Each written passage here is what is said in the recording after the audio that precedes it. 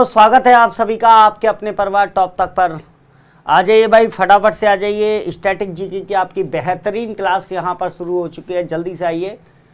Kundan Mahato, Reshma Mahaur, Vaishali, okay, Kamlesh Kumari, रोनी सिंह, लालू कुमार, चांदनी त्रिपाठी। भाई एक बार मुझे कमेंट करके आवाज़ को बताइएगा कि आप लोगों तक आवाज़ क्लियर है या नहीं। आवाज आप लोगों तो पहुंच रही है नहीं पहुंच रही, जल्दी से एक बार कमेंट करके मुझे बताइएगा, फिर क्वेश्चन अपने स्टार्ट करते हैं हम लोग। नमस्कार भाई, नमस्कार, गुड मॉर्निंग सभी लोगों को, गुड मॉर्निंग सभी लोगों को, नमस्कार सभी लोगों को, जय हिंद सभी लोगों को, राधे राधे। जल्दी से मुझे ये बताइएगा आवाज आप लोगों तक पहुंच रही है नहीं पहुंच रही है।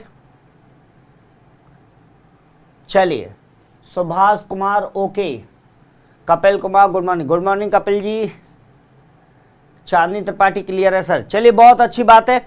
जैसा कि आप लोगों को पता ही है भाई, अब हमारे स्टैटिक जीके के क्लासेस जो चल रहे हैं उसमें आपके आगे की सीरीज को हम लोग स्टार्ट करेंगे। आगे के क्वेश्चंस को आज हम कंप्लीट करेंगे। तो देखिएगा यहाँ पर, वैसे तो मैं आपको बता ही दूं कि ब्रह्मास्त्र बैच इस समय पर आपका स्टार्ट हो चुका है। आप जाकर प्ले स्टोर से टॉप तक चैनल, टॉप तक जो हमारा ऐप है उसे जाकर आप डाउनलोड कर सकते हैं और इस चीज का फायदा उठा सकते हैं, ठीक है ना। चलिए यहां पर देखिएगा, टाइम वेस्ट नहीं करते, जल्दी से फटाफट से मैं आपको बता देता हूं। सुबह के समय जो टाइम टेबल हमारा चल रहा है वो आपको दिखाई दे रहा है। देखिए 6 बजे से आपकी करंट अफेयर की क्लास रहती है, 7 से 8 मैं आपको स्टैटिक जीके की क्लास ले रहा हूं। उसके अलावा 9 से 10 आपकी ज्योग्राफी की क्लास है, ठीक है ना।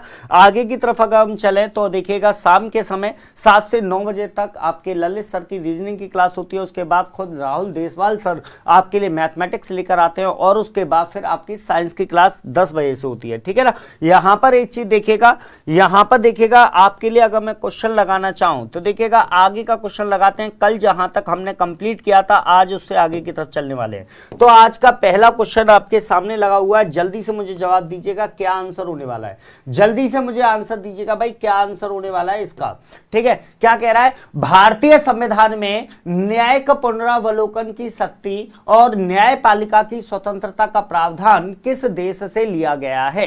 The power of judicial review in the Indian constitution and the provision of independence of judiciary is taken from which country. Option आपको देखे, ऑस्ट्रेलिया से, जर्मनी से, जापान से या अमेरिका से। क्या आंसर होने वाला भाई जल्दी से बताइएगा।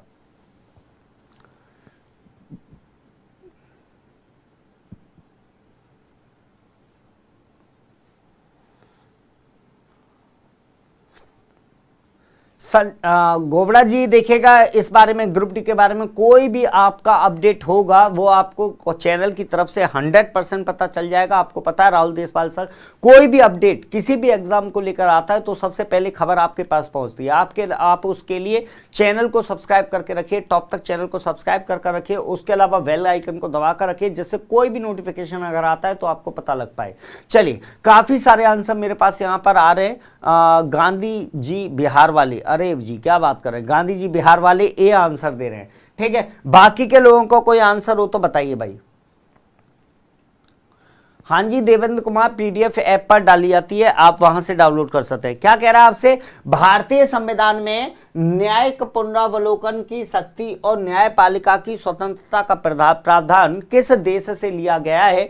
तो आपको याद रखना है इसका सही आंसर जो है वो है अमेरिका, ठीक है। अमेरिका यानी यूएसए से आपके यहां पर न्यायिक पुनरावलोकन का शक्ति और न्यायिक स्वतंत्रता का प्रावधान जो है ये आपके यहाँ यूएसए से लिया गया है। अब आप कहोगे सर न्यायिक पुनरावलोकन का मतलब क्या है, ठीक है। न्यायिक पुनरावलोकन का मतलब क्या होता है, जुडिशियल रिव्यू का मतलब क्या होता है। तो एक चीज याद रखिएगा, आपके यहां पर न्यायिक पुनरावलोकन का मतलब यह है कि सुप्रीम कोर्ट के द्वारा यदि कोई फैसला दिया जाता है, सुप्रीम कोर्ट के द्वारा यदि कोई निर्णय दिया जाता है, सुप्रीम कोर्ट के द्वारा यदि कोई डिसीजन दिया जाता है तो सुप्रीम कोर्ट अपने डिसीजन को स्वयं बदल सकता है। सुप्रीम कोर्ट अपने जो डिसीजन है उनको चाहे तो वो निरस्त कर सकता है या अपने जो डिसीजन है उनके ऊपर दोबारा से रिव्यू कर सकता है। यह अधिकार केवल और केवल सुप्रीम कोर्ट के पास है, ठीक है ना। तो सुप्रीम कोर्ट के बारे में आपको याद रखना है। न्यायिक पुनरावलोकन के अधिकार का मतलब क्या होता है, तो न्यायिक पुनरावलोकन के अधिकार का मतलब होता है कि सुप्रीम कोर्ट अपने फैसलों को खुद बदल सकता है, खुद उन्हें परिवर्तित कर सकता है,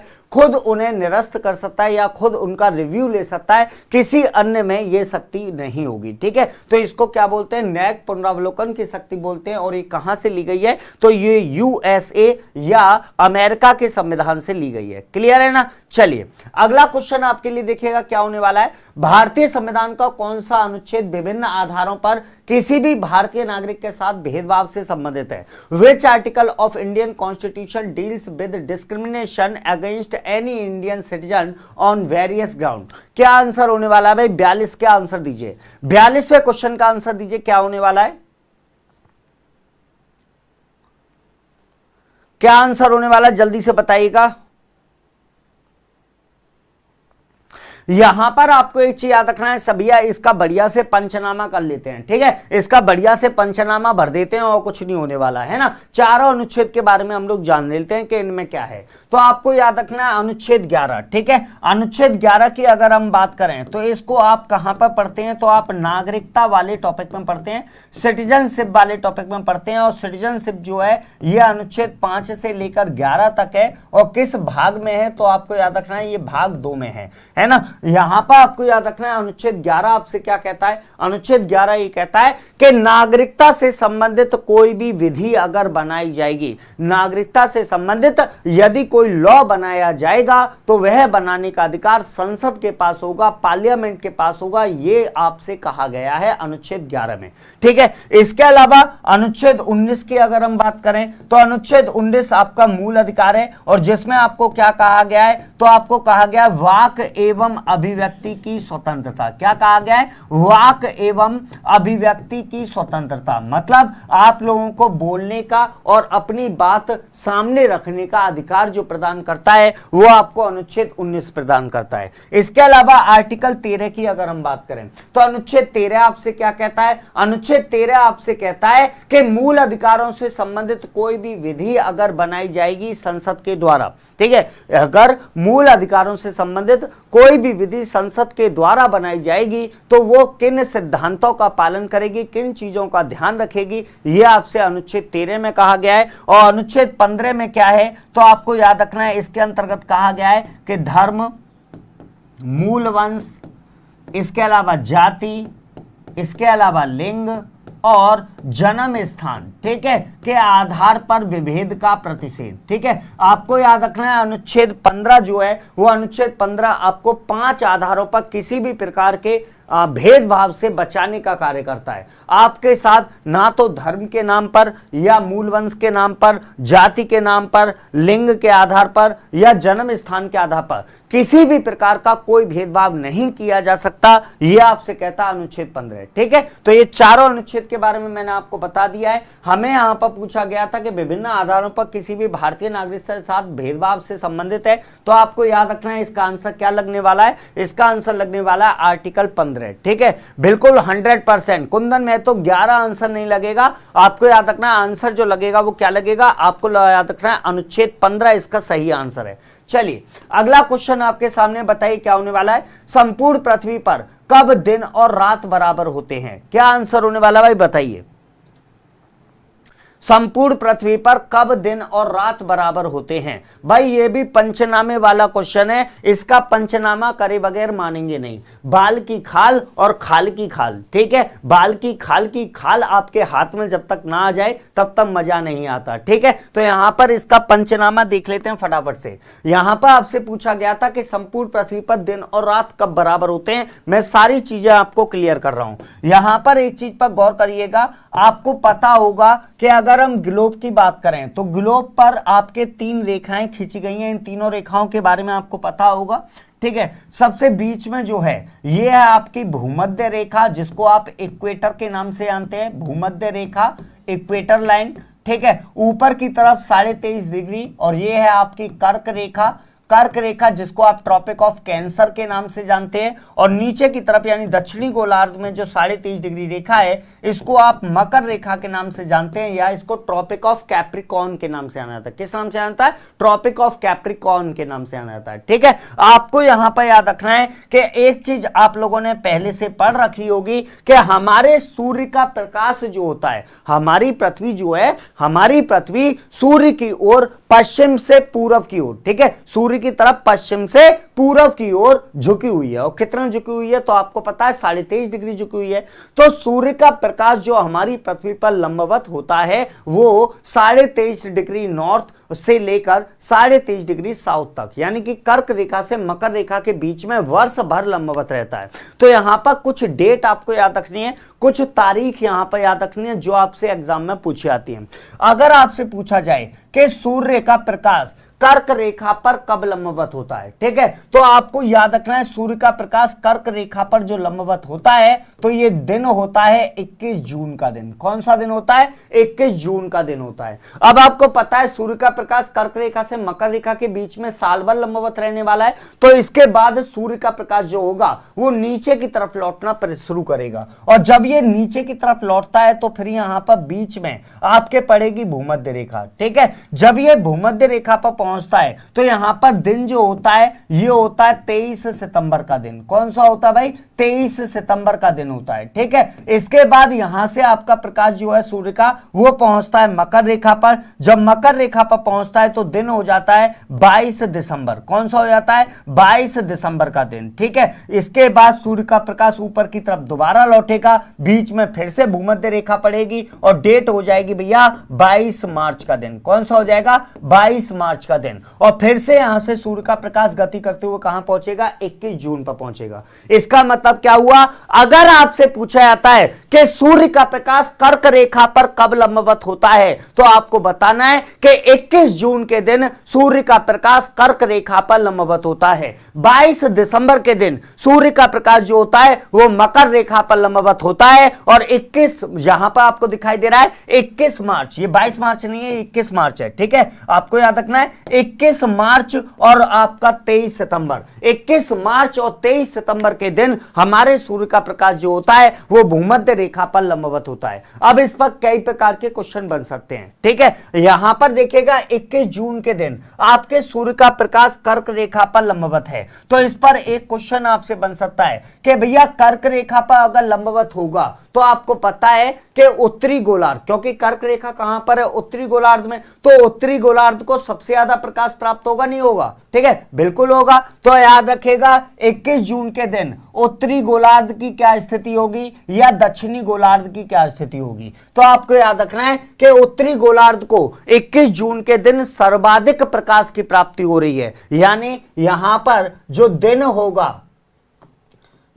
होगा वो होगा सबसे लंबा, ठीक है। दिन की जो लंबाई होगी वो कैसी होगी? सबसे बड़ी होगी, ठीक है। और भैया अगर रात की बात की जाए तो उत्तरी गोलार्ध में रात जो होगी वो कैसी होगी? रात जो होगी वो होगी सबसे छोटी, है ना। ये स्थिति कहां की है? ये स्थिति है आपकी उत्तरी गोलार्ध की। और अगर दक्षिणी गोलार्ध में पूछा जाए कि दक्षिणी गोलार्ध में क्या स्थिति होगी तो आपको याद रखना है दक्षिणी गोलार्ध में उल्टा कर दीजिए, मतलब दिन जो होगा ये होगा सबसे छोटा और जो रात होगी ये होगी सबसे बड़ी, सबसे बड़ी। ये 4 क्वेश्चन इससे बन सकते हैं भाई। डायरेक्टली आपसे पूछा जाता है कि उत्तरी गोलार्ध का सबसे बड़ा दिन कब होता है, उत्तरी गोलार्ध की सबसे छोटी रात कब होती है, दक्षिणी गोलार्ध का सबसे बड़ी रात कब होती है या सबसे छोटा दिन कब होता है। ये क्वेश्चन आपसे बन सकते हैं। इसके बाद आपको पता है प्रकाश कहां पर आ गया? भूमध्य रेखा पर 23 सितंबर को, है ना। 23 सितंबर को क्या होगा कि सूर्य का प्रकाश भूमध्य रेखा पर लंबवत है, मतलब क्या हुआ? जितना प्रकाश उत्तरी गोलार्ध को मिलेगा उतना ही प्रकाश दक्षिणी गोलार्ध को मिलेगा। इसका मतलब 23 सितंबर के दिन संपूर्ण पृथ्वी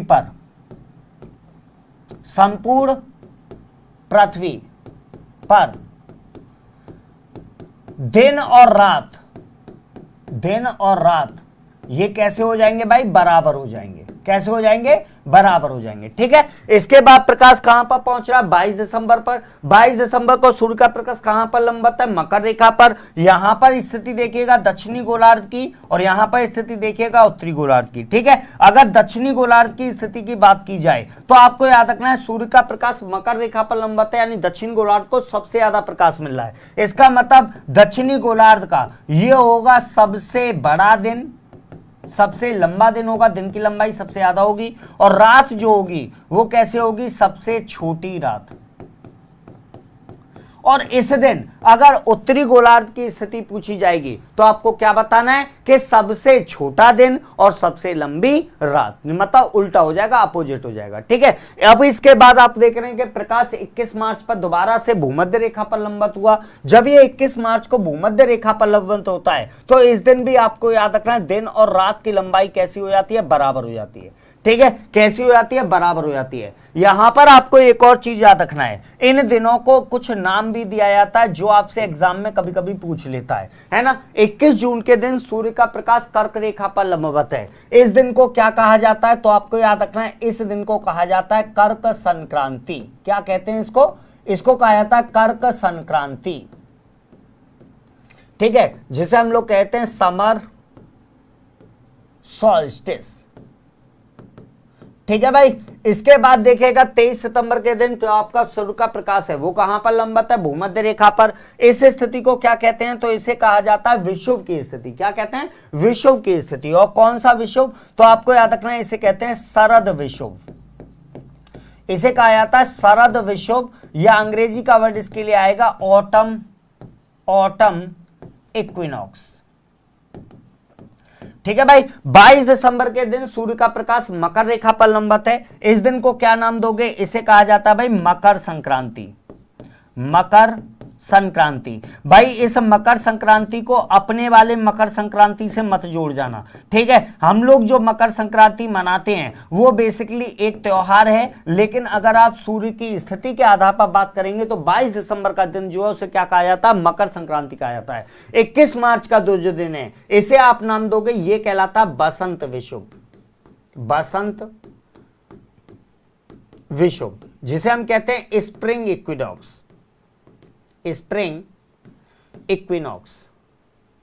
ठीक है भाई, ये हो गया इसका पंचनामा, पूरी तरीके से भर गया। अब आपसे अगर पूछा जाए कि संपूर्ण पृथ्वी पर दिन और रात कब बराबर होते हैं, तो आपको क्या बताना है कि 21 मार्च और 23 सितंबर के दिन संपूर्ण पृथ्वी पर दिन और रात कैसे होते हैं, बराबर। और इसके अलावा 21 जून से भी कई क्वेश्चन बन सकते हैं और 22 दिसंबर से भी कई क्वेश्चन बन सकते हैं। ठीक है भाई, समझ में आया या नहीं आया, या फिर पंचनामा पसंद आया या नहीं आया, जल्दी से एक बार फटाफट से यस लिखिएगा। 100% आपको पसंद आया होगा, 100% आपको समझ में आया होगा, गारंटी के साथ। ठीक है, जल्दी से एक बार यस लिखिए, जिससे मुझे लगे कि भैया आप क्लास में बने हुए हैं। बिल्कुल 100% राखी कुशवाहा मकर संक्रांति के नाम से जाना जाता है 22 दिसंबर को। हिमांशु तोमर, क्या बोलना चाह रहे हैं हिमांशु जी, लाइव क्लास ही चल रही है भाई। चलिए बहुत बढ़िया भाई, बहुत बढ़िया। आप लोग जब यस लिखते हैं तो कहते हैं ना कि मतलब अंदर से जोश आ जाता है, अंदर से लगता है कि हाँ भाई आप क्लास में मौजूद हैं। बहुत अच्छी बात है। अब आपको क्वेश्चन का आंसर क्या देना था, क्वेश्चन पर अपने लौट लीजिए। क्वेश्चन आपसे क्या कह रहा था, क्वेश्चन आपसे कह रहा था संपूर्ण पृथ्वी पर दिन और रात कब बराबर होते हैं। तो आपको याद रखना है विषुव की जो स्थिति होती है, इक्विनॉक्स की जो स्थिति होती है, उस दिन दिन और रात बराबर होते हैं। यानी आंसर जो लगेगा वो आपका क्या लगेगा, ये लगेगा 43 का डी आंसर। कौन सा लगेगा, 43 का आंसर जो लगेगा वो लगेगा डी। और अगर डेट पूछी जाए तो डेट याद रखेगा 21 मार्च और 23 सितंबर। 21 मार्च और 23 सितंबर के दिन आपके सूर्य का प्रकाश भूमध्य रेखा पर लंबवत होता है, और इस दिन आपके दिन और रात जो होते हैं वो संपूर्ण पृथ्वी पर क्या हो जाते हैं, बराबर हो जाते हैं। चलिए अच्छा, अगला क्वेश्चन देखिएगा आपके लिए क्या होने वाला है। अगले क्वेश्चन की बात करें, ग्रेट बैरियर रीफ कहां स्थित है, जल्दी से बताइएगा क्या आंसर होने वाला है। ग्रेट बैरियर रीफ कहां स्थित है, जल्दी से बताएं। Where is the great barrier reef located.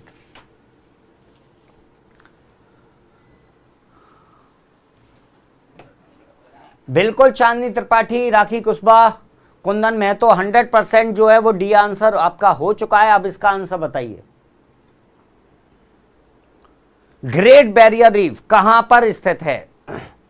चलिए कपिल कुमार, हरेंद्र सिंह, भोजपुरी, ओके, भोजपुरी फिल्म्स, अरे भाई बहुत बढ़िया, है ना। क्या आंसर होने वाला? ऑस्ट्रेलिया। ठीक है, आपको याद रखना है ग्रेट बैरियर रीफ, है ना। ग्रेट बैरियर रीफ क्या है? तो आपको याद रखना है ग्रेट बैरियर रीफ जो है ये एक प्रवाल भित्ति है। क्या है ये आपकी एक प्रवाल भित्ति है, जिसको अंग्रेजी में आप क्या बोलते हैं? इसको हम बोलते हैं कोरल रीफ। क्या बोलते हैं? कोरल रीफ बोलते हैं। भाई इसका भी पंचनामा देख लेते हैं, भाई इसका भी पंचनामा देख लेते हैं। प्रवाल भित्तियां होती क्या हैं, ध्यान से समझिएगा। ठीक है, जो समुद्र होता है उस समुद्र में किनारों पर कम गहराई में एक समुद्री जीव पाया जाता है, और उस समुद्री जीव का नाम क्या होता है? तो आप याद रखिएगा, इसे कहा जाता है पोलिप। क्या कहा जाता है? पोलिप। ठीक है, तो एक समुद्री जीव होता है जिसे पोलिप के नाम से जाना जाता है। ये पोलिप नाम का जीव समुद्र के पानी से अपना पोषण या न्यूट्रिशन प्राप्त करता है, और उसके बाद ये अपने थूक के साथ, ठीक है, ये अपने थूक के साथ जो चीज, जो मटेरियल बाहर निकालता है, उससे इसके ऊपर एक कवच का निर्माण होता है। और वो कवच, क्योंकि ये कॉलोनी में निवास करते हैं, कॉलोनी में निवास करने का मतलब क्या है कि एक से ज्यादा पोलिप, मतलब हजारों लाखों की संख्या में पोलिप जो होते हैं वो एक जगह पर निवास करते हैं। तो इसकी वजह से होता यह है कि जब एक पोलिप का अंत हो जाता है, एक पोलिप समाप्त हो जाता है, तो उसके ऊपर दूसरा समुद्री जीव जो है वो अपना कवच बनाने का काम करता है। तो जब ये कवच लगातार लंबे समय तक बने रहते हैं, तो उसके बाद एक दीवार नुमा संरचना का निर्माण होता है, और उस दीवार नुमा संरचना को क्या कहा जाता है? प्रवाल भित्ति कहा जाता है, कोरल रीफ कहा जाता है। और याद रखिएगा, विश्व की सबसे बड़ी प्रवाल भित्ति कौन सी है? ग्रेट बैरियर रीफ है। कौन सी है? Great barrier reef. और ये कहां पर स्थित है? ये ऑस्ट्रेलिया में स्थित है। क्लियर है ना भाई? UP king great dividing range के पास पाया जाता है ग्रेट बैरियर रीफ। बिल्कुल आप कह सकते हैं ग्रेट डिवाइडिंग रेंज जो है उसके बराबर में आप देखेंगे तो प्रशांत महासागर में लगभग मान के चलिएगा तो 2000 किलोमीटर के क्षेत्र में फैली हुई है आपकी ग्रेट बैरियर रीफ। क्लियर है ना? चलिए अगला क्वेश्चन आपके लिए क्या है देखिएगा, भारत के संविधान के निम्नलिखित में से कौन सा अनुच्छेद धर्म का, ठीक है, धर्म की स्वतंत्रता का अधिकार प्रदान करता है? Which of the following articles of the constitution of India guarantees the right to freedom of religion? ठीक है, आप बताइएगा भाई, मूल अधिकारों का क्वेश्चन है, बड़ा आसान सा क्वेश्चन है, गलत नहीं होना चाहिए। बताइए क्या आंसर होने वाला है। इनमें से किस अनुच्छेद से किस अनुच्छेद तक धर्म की स्वतंत्रता का अधिकार आपको प्राप्त है?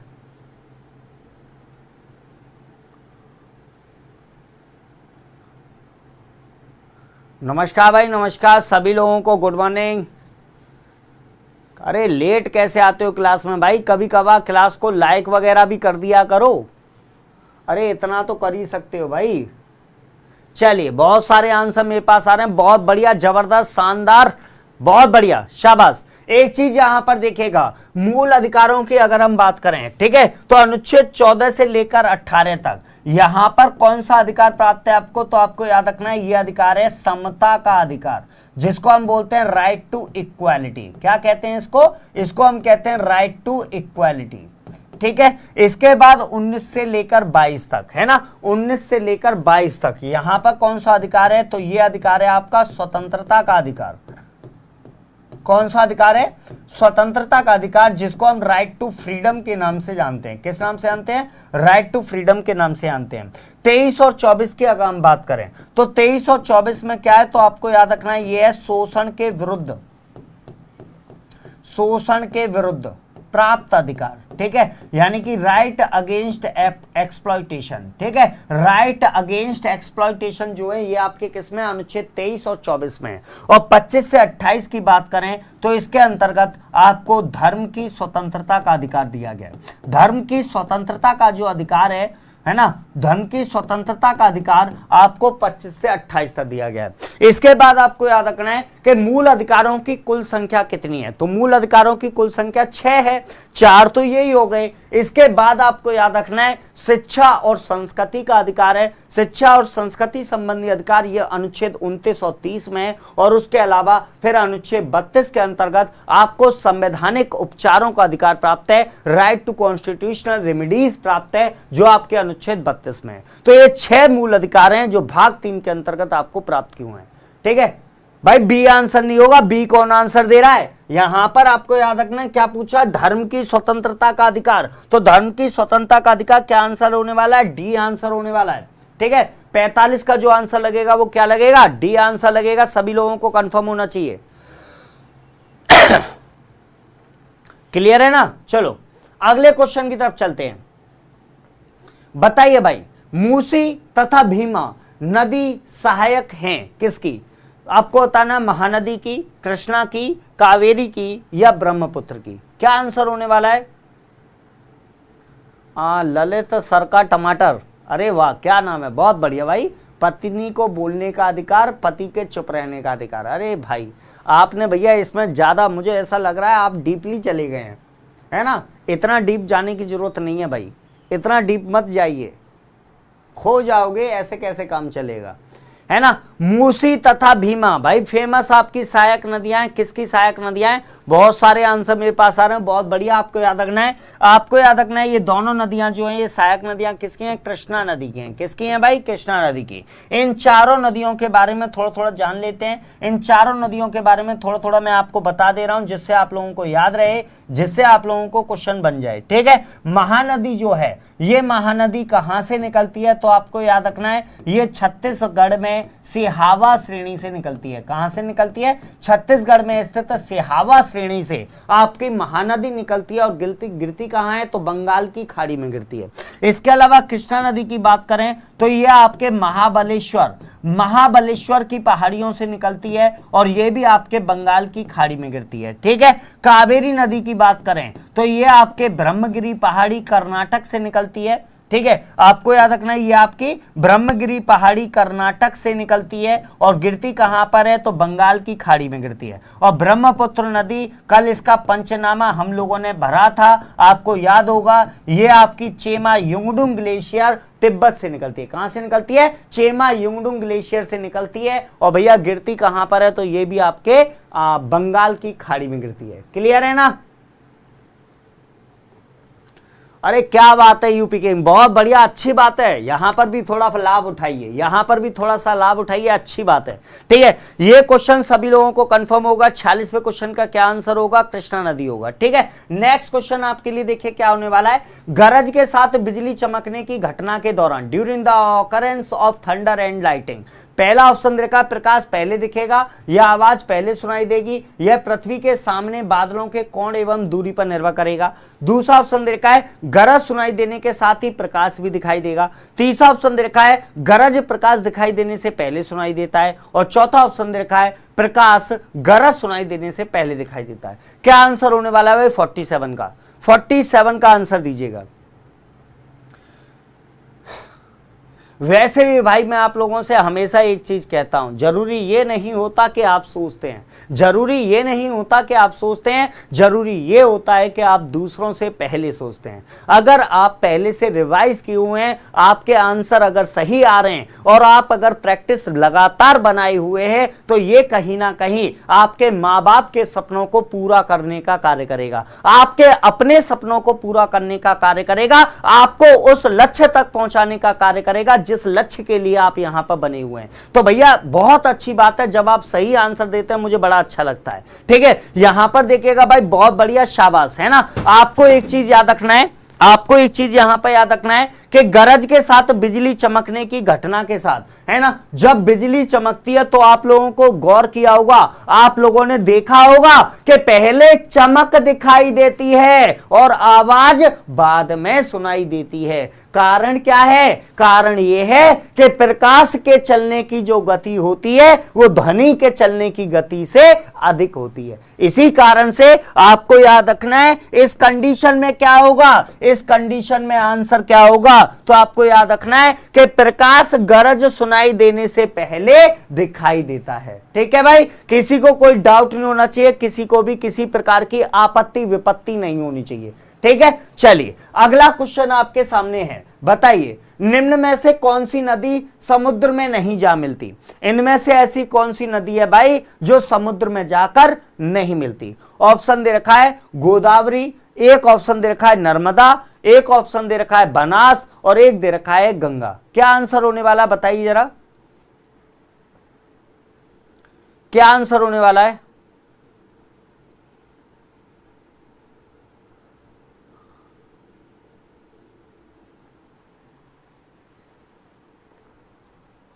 इनमें से क्या आंसर होने वाला है, ये आंसर दें।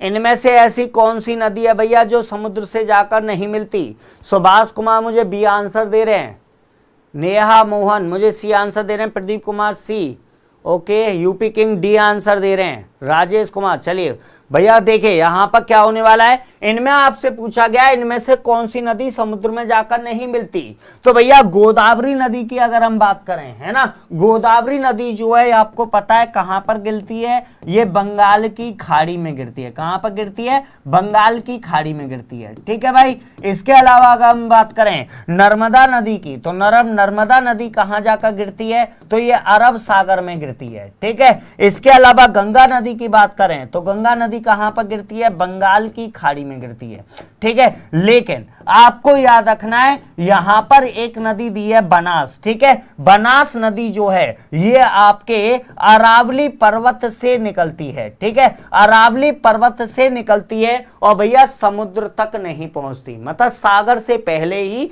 ये नदी जो है ये क्या हो जाती है? लुप्त हो जाती है, ठीक है। आपको याद रखना है कि बनास नदी जो है ये सागर तक नहीं पहुंचती और सागर तक पहुंचने से पहले ही ये नदी क्या हो जाती है? लुप्त हो जाती है। क्लियर है भाई? तो इसीलिए क्या आंसर होने वाला है? 48 का आंसर जो होगा वो आपका क्या होगा? सी आंसर होगा।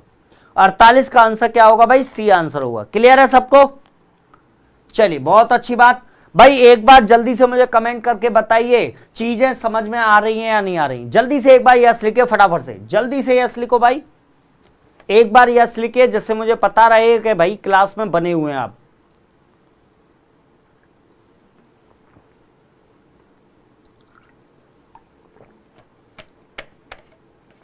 UP king Banas, sorry sir. अरे सॉरी काहे की भाई, सॉरी काहे मांग रहे हो भाई? सॉरी वॉरी नहीं, ठीक है। यहां पर आप लोग सीखने के लिए आए हुए हैं और देखिए सीखने की प्रक्रिया में होता जब तक गलत नहीं करोगे तब तक सही कहां से होगा? तो गलत करोगे तभी तो सही होगा। चलो बहुत बढ़िया भाई, yes yes yes yes yes, जबरदस्त। चलिए अगला क्वेश्चन आपके सामने बताइए, भारत के राष्ट्रपति के चुनाव में निम्न में से कौन भाग नहीं लेते हैं? Who among the following does not take part in the election of the president of India? पहला ऑप्शन दे रखा है भाई राज्य विधानसभा के निर्वाचित सदस्य, दूसरा ऑप्शन दे रखा है लोकसभा के निर्वाचित सदस्य, तीसरा ऑप्शन दे रखा है राज्यसभा के निर्वाचित सदस्य और चौथा ऑप्शन दे रखा है संसद के मनोनीत सदस्य। क्या आंसर होने वाला बताइए, क्या आंसर होने वाला भाई बताइए? बिल्कुल ललित सर का टमाटर। अरे भाई आपका नाम पढ़ के दिल गार्डन गार्डन हो गया, ऐसा लग रहा है कि बगीचा आसपास में ही है, ऐसा लग रहा है जैसे बगीचा आसपास में ही लगा हुआ है। क्या नाम रखा है भाई? ललित सर का टमाटर, बहुत बढ़िया। चलिए यहां पर एक चीज देखिएगा, क्या पूछ रहा है? राष्ट्रपति के चुनाव में इनमें से कौन भाग नहीं लेता? बहुत इंपॉर्टेंट क्वेश्चन हो जाता है भाई। आपको पता है अभी हाल में ही राष्ट्रपति के चुनाव होने वाले हैं, तो ये क्वेश्चन आपके लिए अति महत्वपूर्ण, मोस्ट इंपॉर्टेंट हो जाता है। तो आपको याद रखना है कि राष्ट्रपति के चुनाव में भाग लेने वाला जो निर्वाचक मंडल होता है ना, जो निर्वाचक मंडल होता है उस निर्वाचक मंडल में कौन कौन शामिल होता है? तो आपको याद रखना है लोकसभा के निर्वाचित सदस्य, राज्यसभा के निर्वाचित सदस्य और राज्य विधानसभा के निर्वाचित सदस्य, ये जो होते हैं ये राष्ट्रपति के चुनाव में भाग लेते हैं। लेकिन आपको याद रखना है कि मनोनीत सदस्य जो होते हैं, नॉमिनेटेड जो आपके मेंबर्स होते हैं, ये आपके राष्ट्रपति के चुनाव में भाग नहीं लेते। आपको ये चीज याद रखनी है, ठीक है भाई? बहुत अच्छे से याद रखिएगा, किसी को कोई डाउट नहीं होना चाहिए। इसके अलावा याद रखिएगा दिल्ली और पांडिचेरी, ठीक है, दिल्ली और पांडिचेरी, या आज की डेट में उसे पुडुचेरी कहते हैं। तो दिल्ली और पुडुचेरी विधानसभा के जो निर्वाचित सदस्य हैं वो भी राष्ट्रपति के चुनाव में या राष्ट्रपति के निर्वाचक मंडल में भाग लेते हैं, ठीक है। चलिए अगला क्वेश्चन आपके सामने लगा देता हूं, क्या होने वाला है, सैयद वंश की स्थापना किसने की थी, बताइए भाई, सैयद वंश की स्थापना किसने की थी, हिस्ट्री से आपका क्वेश्चन है, बताइए बताइए सैयद वंश की स्थापना किसके द्वारा की गई थी।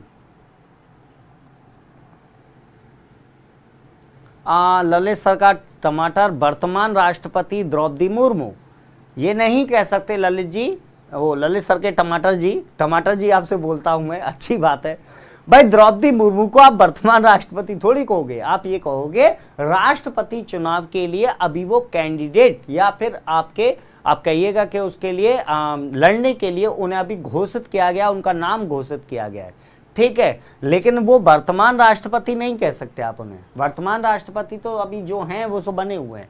चलिए बहुत बढ़िया बहुत बढ़िया बहुत बढ़िया, शाबाश, ठीक है। आपको याद रखना है सैयद वंश की स्थापना करने वाला व्यक्ति जो था वो कौन था भाई, खिज्र खान था, ठीक है। अगर हम भैया दिल्ली सल्तनत की बात करते हैं, किसकी बात करते हैं, दिल्ली सल्तनत की बात करते हैं, याद होगा आपको, स्थापना करने वाले, दिल्ली सल्तनत की नींव डालने वाले जो व्यक्ति थे उनका नाम क्या था, कुतुबुद्दीन ऐबक, ठीक है। और दिल्ली सल्तनत का वास्तविक संस्थापक किसे कहा जाता है, तो ये इल्तुतमिश को कहा जाता है। किसको कहा जाता है, इल्तुतमिश का। और एक क्वेश्चन आपसे पूछ लेता हूं, जल्दी से कमेंट करके मुझे ये बताओ कि दिल्ली सल्तनत पर कितने वंशों के द्वारा शासन किया गया था, कमेंट करके बताओ जरा, दिल्ली सल्तनत पर कितने लोगों के द्वारा या कितने वंशों के द्वारा शासन किया गया था।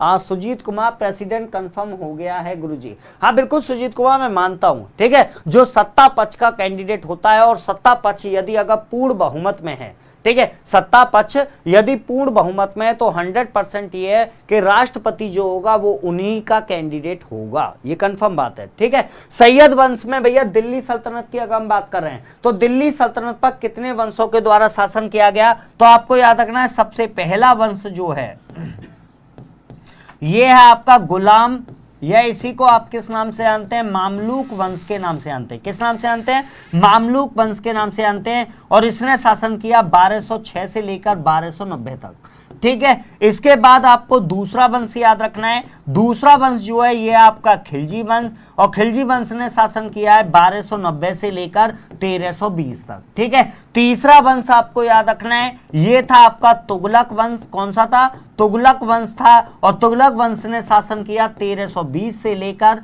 1414 तक, ठीक है। इसके बाद आपको याद रखना है अगला वंश जो था ये था आपका सैयद वंश, और सैयद वंश ने शासन किया 1414 से 1451 तक, ठीक है। और इसके बाद अगला वंश जो था, लास्ट वंश जो था ये था आपका लोधी वंश, और लोधी वंश ने शासन किया भाई 1451 से लेकर 1526 तक, है ना। सभी लोगों को कंफर्म होना चाहिए, किसी भी प्रकार का कोई डाउट नहीं होना चाहिए, ठीक है। दिल्ली सल्तनत जो है ये दिल्ली सल्तनत पर 5 वंशों के द्वारा शासन किया गया था, ठीक है। गुलाम वंश, उसके बाद खिलजी वंश, उसके बाद तुगलक वंश, उसके बाद सैयद वंश, और उसके बाद लोधी वंश, ठीक है। बहुत बढ़िया, चलिए अगला क्वेश्चन आपके सामने लगा देता हूं, बताइए सुप्रीम कोर्ट ने भारतीय संविधान के अनुच्छेद के तहत इंटरनेट को मौलिक अधिकार घोषित किया है। The Supreme Court has declared access to the internet a fundamental right under article, बताइए भाई कि संविधान के किस अनुच्छेद के तहत इंटरनेट चलाना आपका एक मौलिक अधिकार है, बताइए क्या आंसर होने वाला है। सर एक दिन दिल्ली सल्तनत का पंचनामा भर दीजिए प्लीज, बिल्कुल 100% टेंशन मत लीजिए, 100% टेंशन मत लीजिए। पंचनामा तो यहाँ पर ऐसा भरा जाता है कि उसके बाद कुछ बचता ही नहीं है। पोस्टमार्टम भी जो होता है भाई पंचनामे के बाद होता है, ठीक है। हम पहले ही काम खत्म कर देते हैं, बाद के लिए कुछ छोड़ते ही नहीं है। चलिए क्या आंसर होने वाला है, ज्यादातर लोगों का जो आंसर आ रहा है भाई 21 आ रहा है। ज्यादातर लोगों का जो आंसर आ रहा है वो 21 आ रहा है, बीच बीच में कहीं कहीं 17 भी दिखाई दे रहा है, 14 भी दिखाई दे रहा है, 19 भी दिखाई दे रहा है। भाई एक चीज देखिएगा, इस क्वेश्चन में आप लोगों ने थोड़ा सा निराश कर दिया, इस क्वेश्चन में थोड़ा सा आप लोगों ने निराश कर दिया, मजा नहीं आया भाई। आपको याद रखना है इंटरनेट चलाना आपका एक मूल अधिकार है, और ये किस अनुच्छेद के तहत आता है, तो अनुच्छेद 19 के तहत आता है। याद रखिएगा बहुत अच्छे से, अनुच्छेद 19 के तहत इंटरनेट चलाना आपका मूल अधिकार है। और आपको याद होगा जब किसी जगह पर आपातकाल लगा होता है, जब किसी जगह पर अगर लोकहित में, है ना, जब किसी जगह पर अगर पब्लिक जो है वो पब्लिक किसी तरीके से डिस्टर्ब हो जाती है, अगर कोई दिक्कत महसूस होती है, तो सबसे पहले जो अनुच्छेद निरस्त किया जाता है वो कौन सा किया जाता है, अनुच्छेद 19। आपको याद होगा अभी हाल फिलहाल में ही आपने देखा होगा कि कुछ घटनाएं घटित हुई थी, और उनके बाद सबसे पहले आपने न्यूज में सुना होगा कि फलाने जिले के अंदर 24 घंटे के लिए इंटरनेट सेवा पर रोक लगा दी गई। ठीक है, तो आपको याद रखना है कि अनुच्छेद 19 के तहत इंटरनेट चलाना आपका मौलिक अधिकार है। क्लियर है भाई, सब लोग याद रखेगा, अच्छे से याद रखेगा। इसके अलावा प्रेस की स्वतंत्रता, ठीक है, प्रेस की स्वतंत्रता ये भी आपकी किस में शामिल है, अनुच्छेद 19 में शामिल है ना। अनुच्छेद 17 जो है इसके अंदर क्या है, तो आपको याद रखना है इसके अंदर है अस्पृश्यता का अंत। ठीक है, अस्पृश्यता का अंत, जिसे हम बोल देते हैं एबोलिशन ऑफ अनटचेबिलिटी। ठीक है, अनुच्छेद 21 में क्या है, तो आपको याद रखना है इसके अंतर्गत आपको प्राण और देह की स्वतंत्रता प्राप्त है। प्राण और देह की स्वतंत्रता ये आपको जो प्राप्त है ये आपके अनुच्छेद 21 में। और अनुच्छेद 14 में क्या है, तो अनुच्छेद 14 के अंतर्गत आपको विधि के समक्ष समता, विधि के समक्ष समता और विधि के समान संरक्षण ये आपको प्रदान किया गया है। ठीक है, और अनुच्छेद 19 इससे पहले भी मैं आपको बता चुका हूं कि अनुच्छेद 19 के तहत आपको वाक और अभिव्यक्ति की स्वतंत्रता प्राप्त है। ठीक है भाई, मजा आया होगा, क्वेश्चन की राधे राधे हो चुकी है, तो जल्दी से भैया प्यार से बोल दो राधे राधे, जल्दी से बोल दो फटाफट से राधे राधे, मेरी समझ में आ जाएगा कि क्वेश्चन समझ में आ रहा है। राजस्थान में अगर नेट बंद ना करें तो पेपर, अरे टमाटर जी ऐसा है कैसे, ऐसी चीजें मत लिखिए भाई, गलत बात।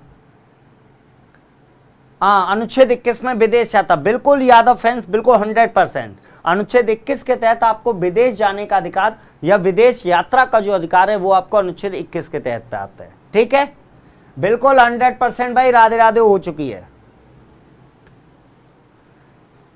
चलिए अगला क्वेश्चन आपके लिए, अगला क्वेश्चन आपके लिए देखिएगा क्या होने वाला, जल्दी से आंसर दीजिए। तीन तरफ से पानी से घिरे भूमि के टुकड़े को भैया क्या कहा जाता है, बताइए जल्दी से। अगर कोई भूमि का टुकड़ा तीन तरफ से पानी से घिरा हुआ है तो उसे क्या नाम दोगे, बताइए।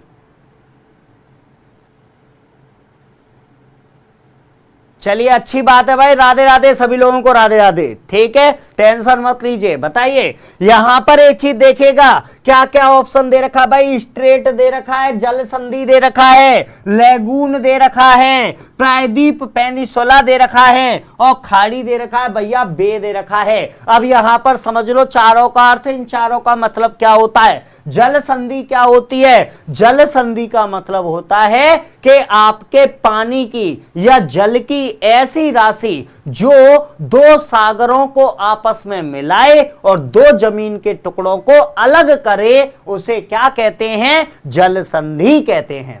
ठीक है, लेगून क्या है, तो याद रखेगा समुद्र के किनारे जहां पर सागर का जल जब आगे की तरफ आए और धरातल पर आकर गड्ढों में अगर पानी भर जाए तो उससे एक झील का निर्माण होता है जिसे लेगून झील कहा जाता है, या इसे अनूप झील भी कहते हैं, है ना, इसे क्या कहते हैं, अनूप झील भी कहते हैं। प्रायद्वीप क्या होता है, प्रायद्वीप का मतलब होता है कि जब कोई भूमि का टुकड़ा और तीन तरफ से पानी से घिरा हो तो वो क्या बन जाता है, वो बन जाता है प्रायद्वीप। जैसे भारत का ये वाला पोर्शन, ठीक है, भारत का ये वाला पोर्शन भाई, ठीक है, देखा है आपने, प्यारा सा भारतवर्ष, प्यारा सा आपका भारतवर्ष, ठीक है।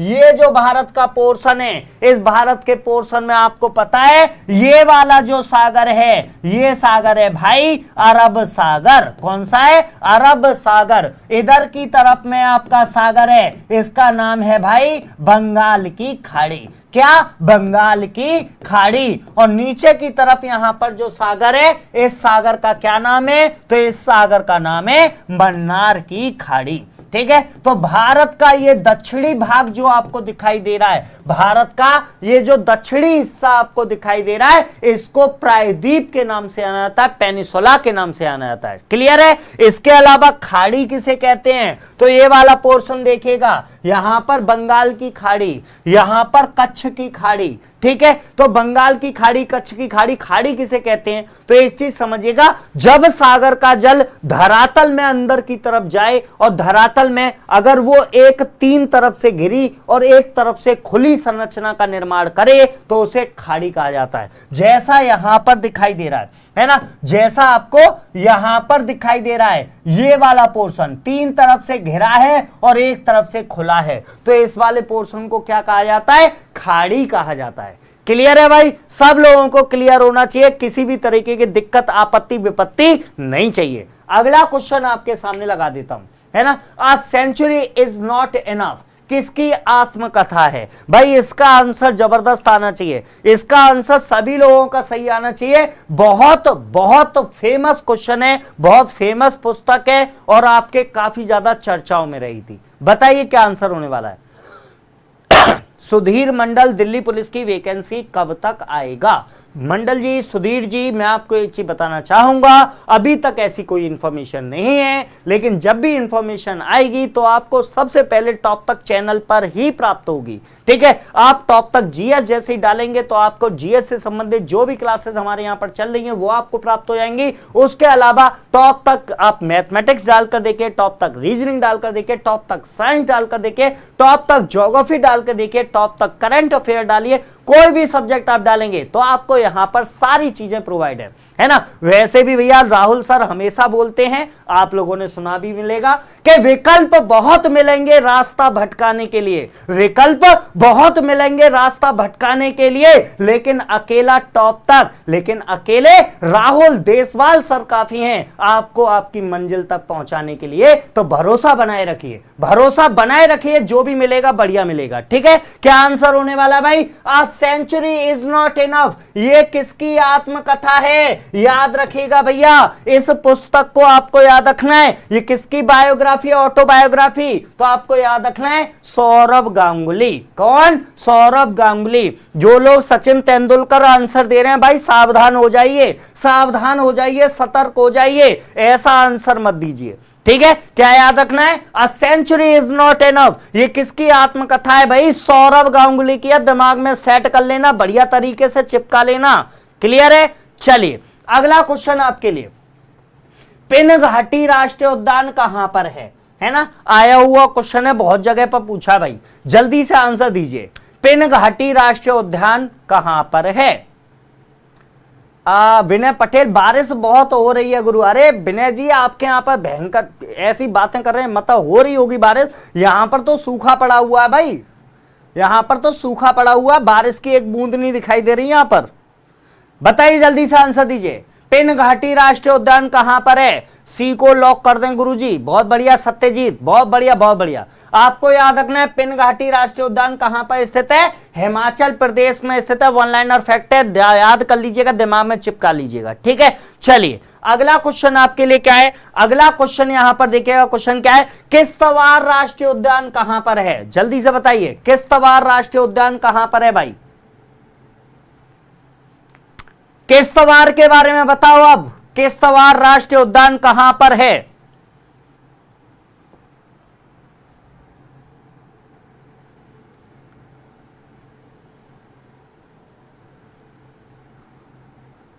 मनीष भट्ट, आपके यहां भी बारिश हो रही है?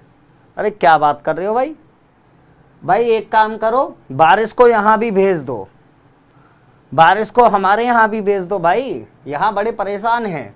चलो आंसर आ रहे मेरे पास, बहुत बढ़िया, शाबाश, जानदार, जबरदस्त, बहुत बढ़िया, शाबाश, बहुत बढ़िया भाई। क्या किश्तवाड़ राष्ट्रीय उद्यान कहां पर है? तो आपको याद रखना है किश्तवाड़ राष्ट्रीय उद्यान कहां पर है? जम्मू कश्मीर में है भाई। कहां पर है? जम्मू कश्मीर में है किश्तवाड़ राष्ट्रीय उद्यान। क्लियर है? चलिए एक क्वेश्चन आपके लिए अगला और लगाता हूं, बताइए जल्दी से। बिहार में 1857 की क्रांति के आयोजक कौन थे? बताइए भाई। बिहार आंदोलन की धरती कही जाती है, बिहार को आंदोलन की धरती कहा जाता है। आपसे पूछ रहा है कि 1857 में जो क्रांति हुई थी, 1857 में जो आंदोलन हुआ था, उस समय पर बिहार में उस क्रांति के आयोजक कौन थे? भाई बताइए क्या आंसर होने वाला है। चलिए भाई आप सब लोग बारिश मंगाने लगे, मेरे यहां भी भेज दो, मेरे यहां भी भेज दो, मेरे यहां भी भेज दो।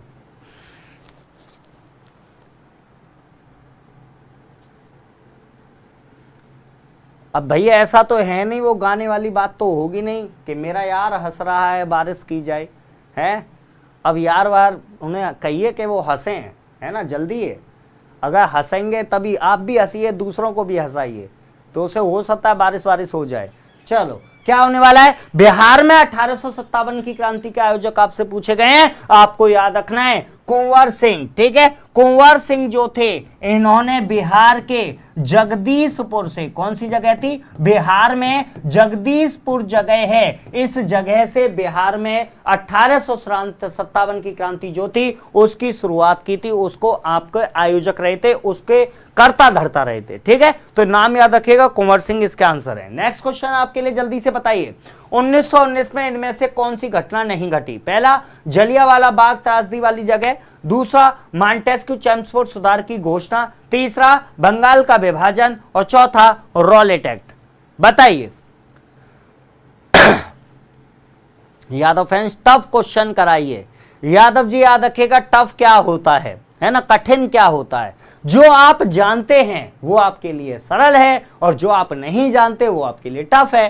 टेंशन मत लीजिए, आपको भी बढ़िया क्वेश्चन देखने को मिलेंगे। टेंशन मत लीजिए, टेंशन मत लीजिए भाई, है ना। सरल और कठिन से मतलब नहीं होता, जो क्वेश्चन आपके लिए सरल है हो सकता है वो किसी के लिए कठिन हो।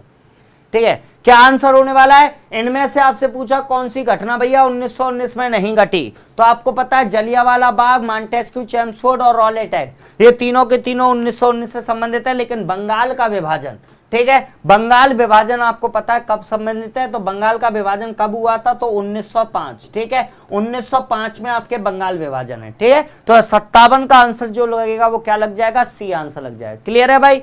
सी आंसर लगेगा, है ना। चलिए अगला क्वेश्चन आपके लिए देखिएगा, भारत का सर्वाधिक पूर्वी बिंदु है ना, भारत का सर्वाधिक पूर्वी बिंदु। भाई पंचनामे वाला क्वेश्चन आ गया, पंचनामे वाला क्वेश्चन आ गया, आ जाओ बढ़िया से। ठीक है, यहां पर एक चीज देखिएगा, भारत की बात करें तो मैं इस तरीके से भारत को ले लेता हूं। ये भारत का उत्तरी बिंदु है, ये भारत का दक्षिणी बिंदु, ये भारत का पश्चिमी बिंदु और ये भारत का पूर्वी बिंदु। ठीक है, जल्दी से यहां पर बात करते हैं। भारत के उत्तरी बिंदु की बात करें तो भारत का उत्तरी बिंदु कहलाता है इंदिरा कॉल, और इंदिरा कॉल कहां पर स्थित है? जम्मू कश्मीर में स्थित है। भारत का दक्षिणी बिंदु यह आपका कहलाता है इंदिरा पॉइंट, इंदिरा पॉइंट, और या इसी को आप पिग्मेलियन पॉइंट के नाम से जानते हैं। ठीक है, भारत का पश्चिमी बिंदु यह आपका कहलाता है गोरमोता। क्या कहलाता है? गोरमोता कहलाता है। कहां पर है? कच्छ गुजरात में है ना। और भारत का पूर्वी बिंदु यह आपका किविथु कहलाता है, या इसी की जगह पर एक और नाम कभी कभी मिलता है, वालांगू मिलता है। ठीक है, और ये कहां पर है? अरुणाचल प्रदेश में है। कहां पर है भाई? अरुणाचल प्रदेश में। तो चारों मैंने आपको बता दिए, भारत का उत्तरी बिंदु इंदिरा कॉल, भारत का दक्षिणी बिंदु इंदिरा पॉइंट, भारत का पश्चिमी बिंदु गोरमोता कच्छ में है, और भारत का पूर्वी बिंदु किविथु या बलांगू जो है यह आपका अरुणाचल प्रदेश में है। क्लियर है भाई? सबको क्लियर होना चाहिए, किसी भी प्रकार की कोई आपत्ति विपत्ति नहीं होनी चाहिए। ठीक है, चलो नेक्स्ट क्वेश्चन आपके लिए 59वां, ब्लैक ब्यूटी के लेखक कौन है ना, ब्लैक ब्यूटी। ठीक है, आपको याद रखना है ब्लैक ब्यूटी ये एक फेमस उपन्यास रहा था, है ना, फेमस नोवेल था आपका ब्लैक ब्यूटी। क्या आंसर होने वाला है इसका? हाँ भाई यादव जी, क्या आंसर होने वाला है? ब्लैक ब्यूटी के लेखक कौन हैं?